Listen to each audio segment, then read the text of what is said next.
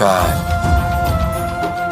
জয়লাভ করার পরেও কিন্তু এটা আপনাকে পরাজিত করতে পারে। সেই জন্য জীবনে সঙ্গবদ্ধ হন, আত্মবিশ্বাস রাখুন, কিন্তু কখনোই অহংকার করবেন না। এই অহংকার আপনার থেকে সব কিছু কেড়ে নিতে পারে। এই অহংকারের জন্যই মথুরাপতি কংস নিজের পতনের দিকে অগ্রসর হয়েছিলেন। এই অহংকারকে ত্যাগ করুন আর আমার সাথে ভালোবেসে বলুন, রাধা রাধা। এই সংসারে সব থেকে বেশি কঠিন কাজ কোনটা? কেউ বলবেন যুদ্ধ করা, কেউ বলবেন ধন অর্জন করা, আবার কেউ বলবেন জ্ঞান অর্জন করা সব থেকে বেশি কঠিন। এবার প্রত্যেক ব্যক্তির নিজস্ব অভিজ্ঞতা আছে আর সেই অনুসারে তার নিজস্ব একটা উত্তর আছে। সাধারণভাবে দেখতে গেলে এই সংসারে সব থেকে কঠিন হলো তপস্যা করা, অর্থাৎ সব কিছু ত্যাগ করে তপস্যায় নিজেকে বিলীন করে দেওয়া। এবার এর থেকে বেশি কঠিন এই সংসারে আর কি বা হতে পারে? এই সংসারে, এই সমাজে, নিজের পরিবারের মধ্যে থেকেও ধৈর্য ধরে সামনে অগ্রসর হওয়া, এটা হলো সব থেকে কঠিন কাজ। কারণ যখন আপনি তপস্যা করেন তখন সেখানে আপনার ধৈর্য ভাঙার মতো কেউ থাকেন না, না কোনো বন্ধু, না কোনো আত্মীয়, না কোনো শত্রু, কেউ না। কিন্তু যখন আপনি এই সমাজে, এই পরিবারে থাকেন, কোনো না কোনো ব্যক্তি এসে আপনার ধৈর্যের বাঁধ ভেঙে দেওয়ার ক্ষমতা রাখেন। তারা আপনার ধৈর্যের বাঁধ ভেঙে দেয়, আর কখনো কখনো তারা অনিচ্ছাকৃতভাবেই সেটা করে থাকেন। কারণ তাদের মানসিকতা আপনার থেকে আলাদা, তাদের কর্ম আপনার থেকে আলাদা, তাদের দৃষ্টিভঙ্গি আপনার থেকে আলাদা, জীবন যাপন আপনার থেকে আলাদা।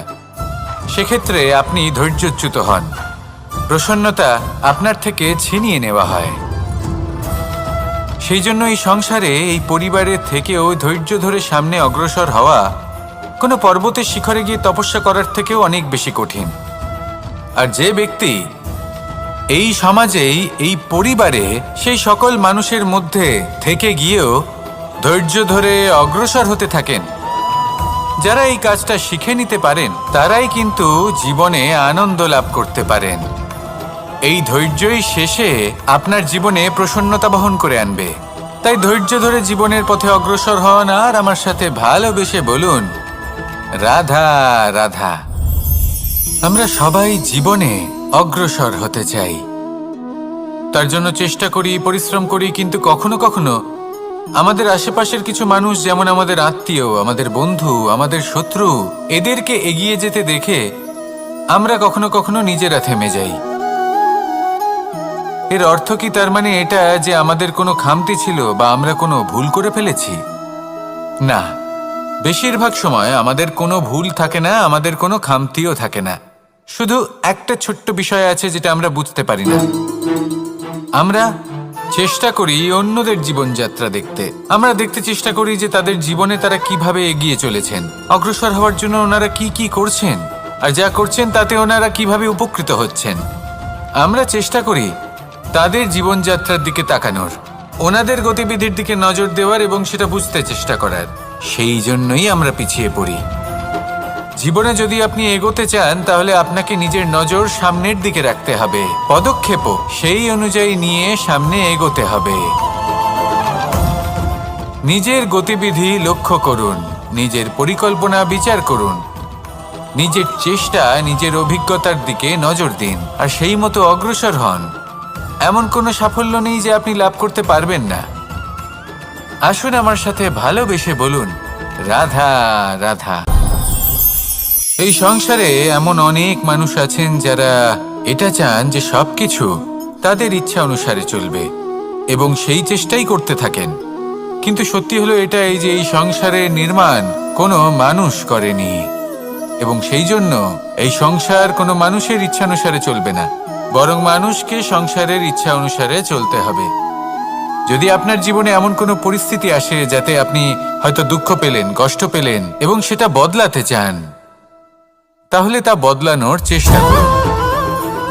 যদি অসফল হন তাহলে আবার চেষ্টা করুন, নিরন্তর চেষ্টা করুন। কিন্তু যদি না করতে পারেন তাহলে মেনে নিন যে এই পরিস্থিতি বদলানো সম্ভব নয়।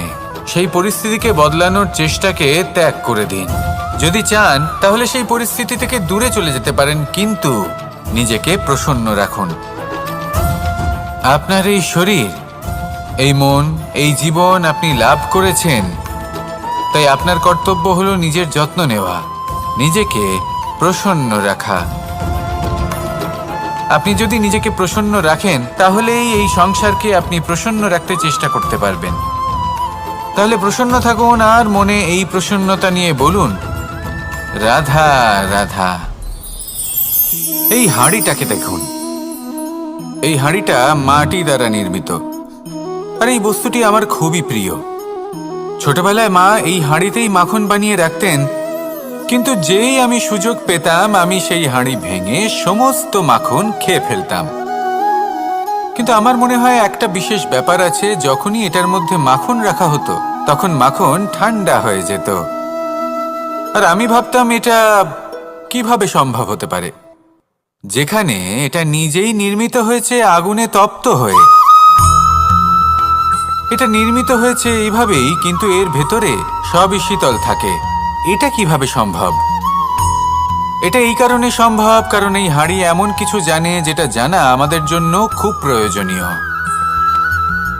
যার জন্ম হয়েছে মাটি থেকে, যার ভবিষ্যৎ হলো মাটি, আর ভেঙে যাওয়ার পরে যা কি সেই মাটিতেই মিশে যেতে হবে, তার নিজের অন্তরে অহংবোধের উত্তাপ ধরে রেখে কি লাভ?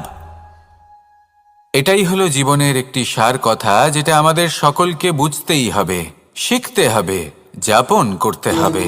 আর যখন আপনি উপলব্ধি করবেন যে আপনি নশ্বর, যখন উপলব্ধি করবেন যে আপনার জন্মের আগেও আপনার কোনো অস্তিত্ব ছিল না, আর মৃত্যুর পরেও আপনার কোনো অস্তিত্বই থাকবে না, জীবনে কোনো কিছুই আপনার ছিল না, আজও নেই আর না ভবিষ্যতে কখনো হবে, তখন আপনা থেকেই জন্ম এবং মৃত্যুর মাঝে এই যে সময় থাকে যাকে আমরা জীবন বলি, সেটা আপনি শান্তভাবে যাপন করতে শুরু করবেন। সেই জন্য জীবনে কখনোই অহংকার করবেন না, শুধু শুরু এবং শেষের কথা মনে রাখবেন।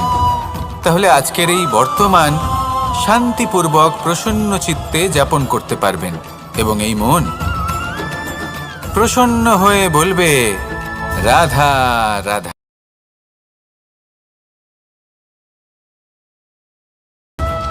তাই যা করার আছে, যা সম্পন্ন